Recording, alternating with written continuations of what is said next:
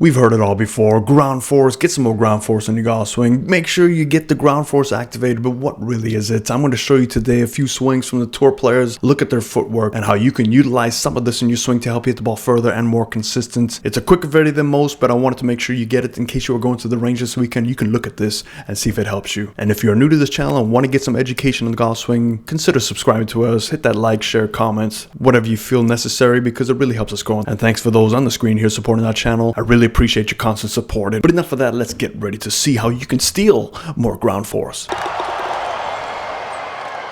Do you want to get your first start to hitting the golf ball further? I want you to look at the footwork of the best in the world, and these are definitely strong swings, but what we're going to look for is that right foot. We're going to slowly play this, and did you see that there with that right foot? Where's that right foot moving? Because this will really help you turn your hips and get the motion that you're looking for. Many times I see amateurs lose that right knee by collapsing because what you're doing is pushing all the way towards the toes by rotating the hips, but we're not trying to rotate the hips. The hips will rotate out of friction with the ground. So if you look at that right foot, if you notice the direction that right foot is heading, it initially moves back, and you see his toe kind of sliding back there. And no, he's not practicing for the moonwalk. He's trying to create the opposite friction. By doing this, this will allow your hips to turn without thrusting them, without spinning out or trying to do them independently. I see a lot of amateurs trying to get that right hip to turn by itself, and they collapse. But that first initial motion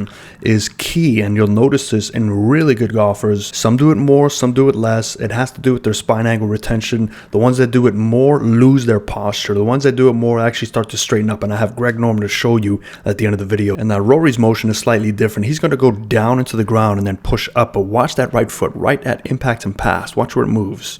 It moves back. So you see that slight little subtle motion is moving back. He definitely steals some ground force by going up and down, and that could help him open up those hips. But if you look at that same motion with the right foot, it is moving back. It doesn't move forward. A lot of amateurs I see, it actually moves forward. They're trying to position their hips open by just turning the hips. But the hips, remember, the hips do not turn. You are pushing them there somehow. They don't just turn independently. So we're going to look at Greg Norman's footing, and we're going to see how this man hit the golf ball very far in his time. So watch that right foot. The right foot doesn't really move much. You don't see any thrusting, but what he's doing is he's pulling that right foot back. Now, he did a very good job of staying grounded, but he has been known to lose that right foot pulling it back, and this is the complete opposite of what most amateurs feel.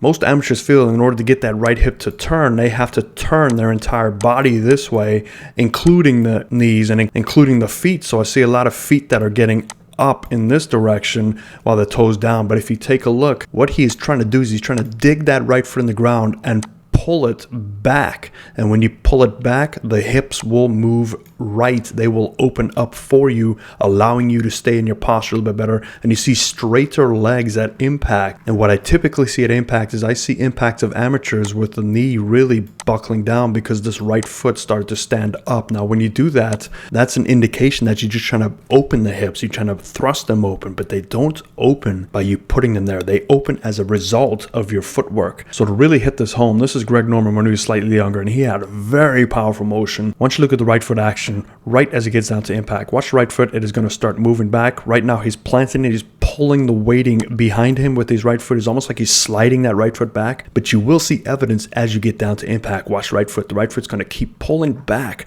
Now, he has been known to do this on slippery surfaces, and you see that there's not a lot of grass there, so I imagine that this would happen more often than not with him when the conditions aren't quite there and his spikes can't grab the ground. But you look at that. I mean, that right foot is spinning back. It's pulling back, and a direct opposite will happen. So the right foot goes back. The hips will open. So I want you to give that a try, because that is using the ground force correctly. Sometimes there are consequences to this, and this will happen. Now, obviously, Greg Norman is a lot closer than modern day players. He's a more upright motion, but I want you to take a look at the downswing and look at his angle retention. So because we know that this right foot is pulling back to help the hips open, as a result, we will lose some of our spine angle if you're not used to this, and we see it right there. So when you start to pull that right foot back, it can cause some collapse with the lower body starting to work its way closer to the golf ball, and you'll see as he hits the golf ball, things work closer to the golf ball. So there are some negatives that I want you to look at, but if you really need help opening up your hips and delivering power from the ground, we hear this all the time, ground force. What does that really entail? Well, it's basically using friction from the ground.